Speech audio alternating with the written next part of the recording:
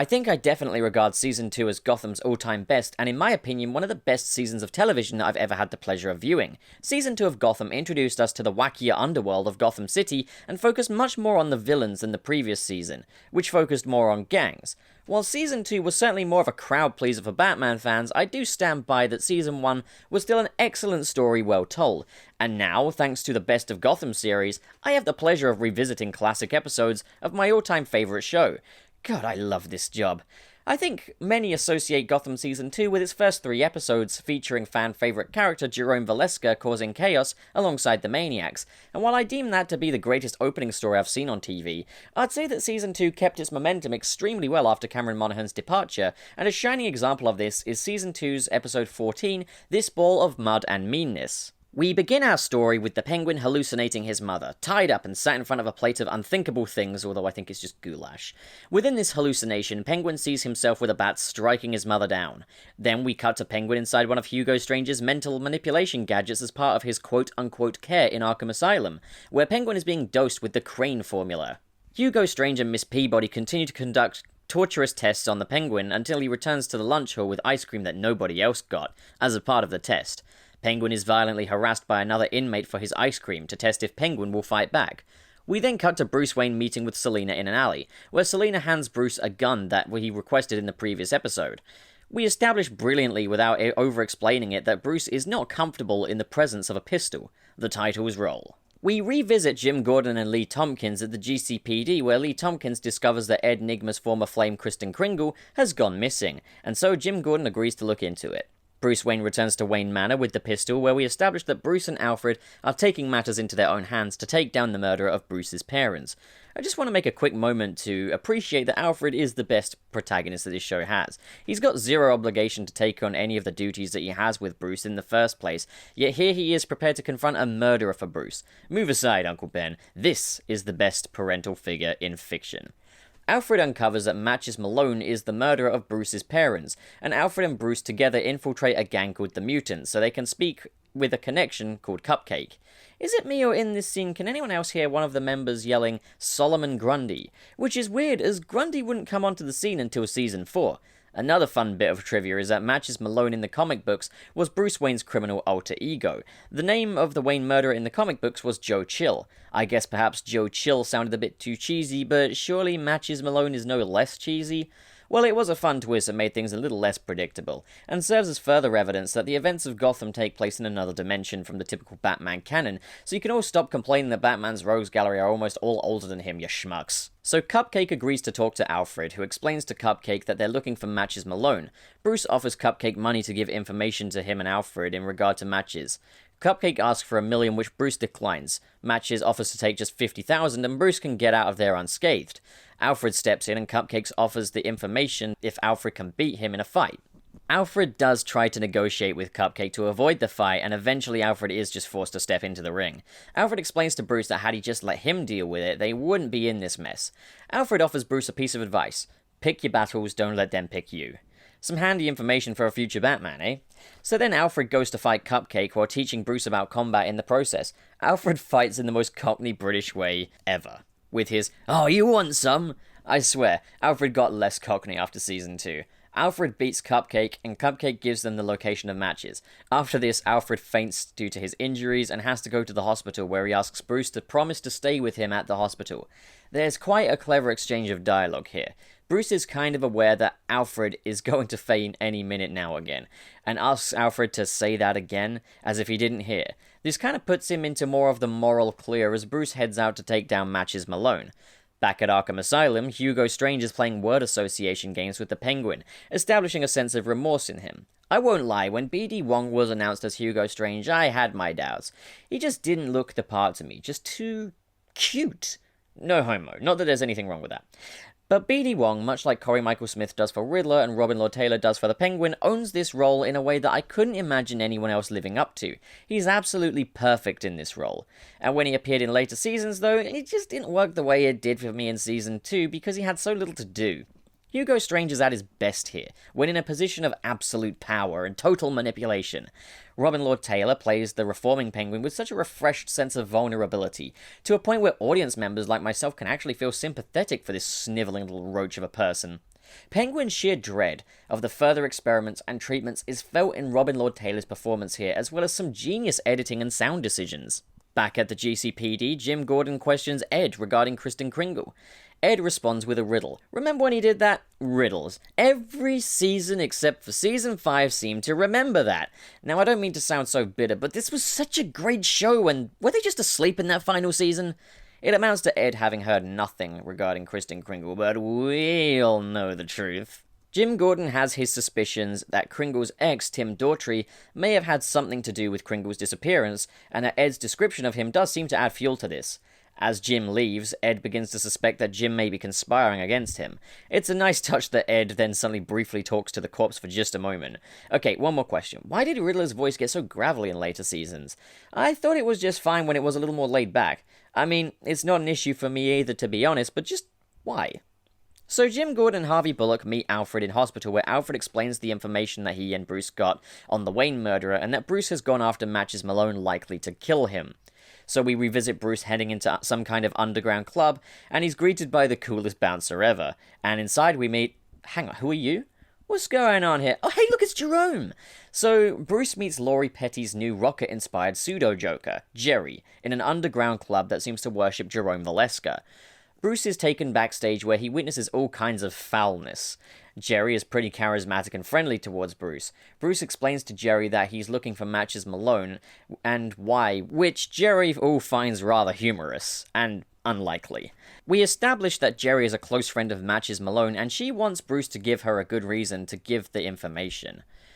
Jerry does act somewhat like the Joker, certainly not as obviously as Cameron Monaghan's Jerome, but she's still very giggly, very morally bankrupt, and not afraid of death in the slightest, as well as being quite fascinated with Bruce. I must admit, I do wish we'd seen a little more of Jerry in the interim period between Jerome's death.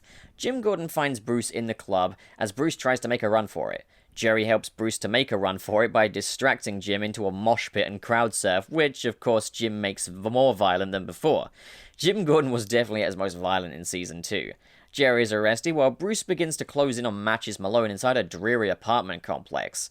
And now, Bruce and the killer of his parents are finally face to face. Bruce Wayne bluffs, telling Matches Malone that he wants to hire him to kill someone. It's interesting to see Bruce comprehending the sight of the man who killed his parents, seeing that he is just a human being. We established that he's called Matches Malone because he burned a person to death, and Bruce sees just how unapologetic Matches can be, and also that he's gonna be a tough man to kill. Meanwhile, Jerry childishly battles it out with Jim Gordon at the GCPD, refusing to tell Jim where Bruce Wayne is, and joking around about Jim Gordon's anger, teasing him in the process. Jerry tells Jim that there's little time left to waste, and Jim gives chase. We also establish that Matches Malone is prepared to kill men, women, and children, but never babies, for relatively low pay. The look of grief and disgust on Bruce's face is some grade A acting from David Mazouz. He's a powerhouse of an actor, especially at such a young age here. Bruce eventually drops the facade, realizing that Matches doesn't remember him. Bruce pulls the gun out on Matches and reveals his intentions to Matches. Matches does not resist or fight back, and Bruce reminds Matches of the time he killed the Waynes and tries to get him to remember. Matches manipulates Bruce, explaining that his actions that made Bruce who he is today. That it was Gotham that made Matches who he is today, and the Waynes that made Gotham the place it is today. Matches refuses to tell Bruce who hired him to kill the Waynes as Bruce prepares to kill him. And we hear from Matches that he actually wants to die. He wants punishment for his crimes and wrongdoings. He welcomes his death as evidence of a higher morality and God. Matches tells Bruce how best to kill him and demands he actually do it. Until Bruce caves in, and we get an amazing quote here from Bruce. "I wish you were a monster, but you're just a man." It really sums up this entire process for Bruce. All this time, he only knew the killer of his parents as a disclosed goon who ran away, a fleeting shadow pretty much. He built him up in his mind as a monster that ruined his life and a demon that haunted him until the two are finally face to face. Until he finally sees himself in Matches. Until he realizes that Matches has a moral code of his own, as well as his own view of justice. He realizes that the reality of the situation. Bruce leaves just as Jim Gordon arrives and is reunited. The sound of a gunshot is heard. As they enter the apartment, they see the gun fall from Matches Malone's hand. As Matches Malone has taken his own life, Bruce in the end refused to give Matches Malone any peace. He effectively had his revenge but took no satisfaction from it. It is evident to Jim Gordon that Bruce did not kill Matches Malone. Back at Arkham Asylum, further treatment is being conducted on Penguin, as he's trapped in a room with another traumatized patient, the one who attacked Penguin over the ice cream. Penguin is left in the room with knives to test the Penguin's capacity for malice. Rather than to kill the other patient to save himself, Penguin breaks the patient free and helps him gently. Hugo Strange and Miss Peabody realize that the Penguin is no longer a danger and set him free and declare him sane. I still love the way Hugo Strange delivers his line here. Sane. This does make me wonder why such a treatment was never conducted on other criminals like Jerome Valeska. Now that would have been an interesting story, and then to see how all that unravels. Hugo reveals to Miss Peabody that there are more to their plans with Cobblepot than just the treatment he's endured. He's not truly ready to be sent into Gotham, but it's all part of a greater experiment which involves monsters in the basement of Arkham Asylum. We get a brilliantly directed and scored sequence of the Penguin leaving Arkham Asylum with his soaking wet certificate of his sanity. Back at the GCPD, Harvey Bullock explains why Matches Malone flew under the radar, as Jim Gordon states that they're still looking for the contractor. Ed Nigma grows more paranoid of Jim Gordon, with further sinister monologuing. Back at Wayne Manor, Alfred returns to the Batcave to find a letter from Bruce Wayne stating that Bruce has temporarily moved out into the city with Selina, to clear up the streets of Gotham and to learn more about the underworld, and to get in touch with his city.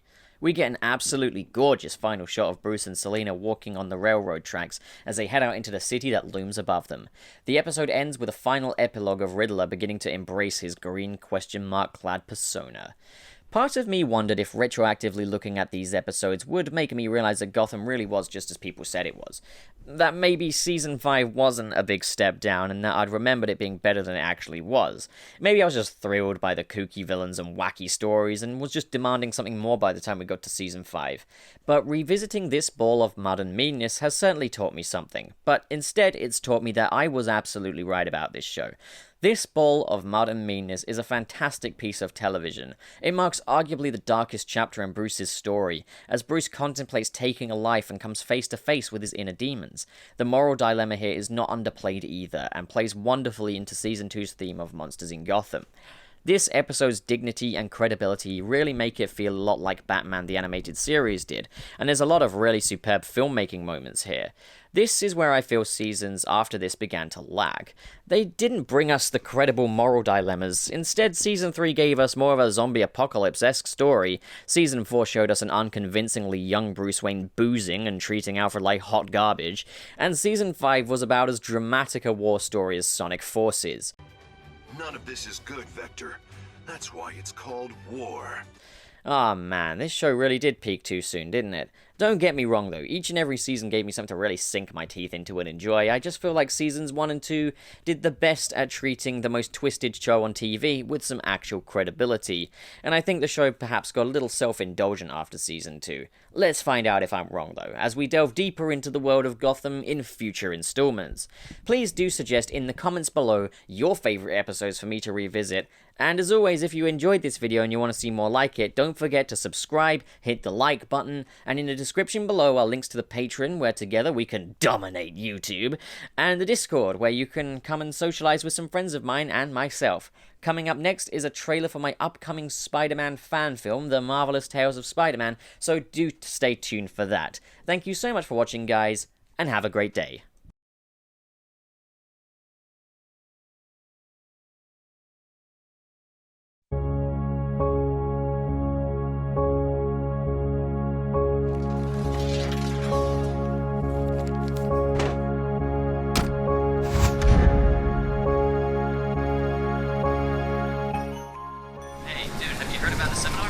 No, what about it? It's cancelled, dude. Really? You didn't get the notification? No, I didn't. Oh, well, it's cancelled. Yeah, well, I came all this way for nothing then. Hey, you want to hang out? No. I just heard there was a gunman. Tracy, you gotta get out of there. Tracy? Tracy.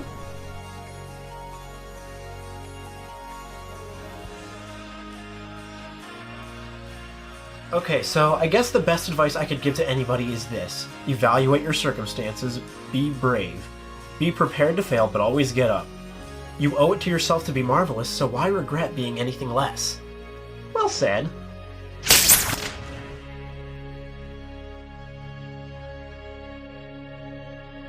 I'll see you around, buddy.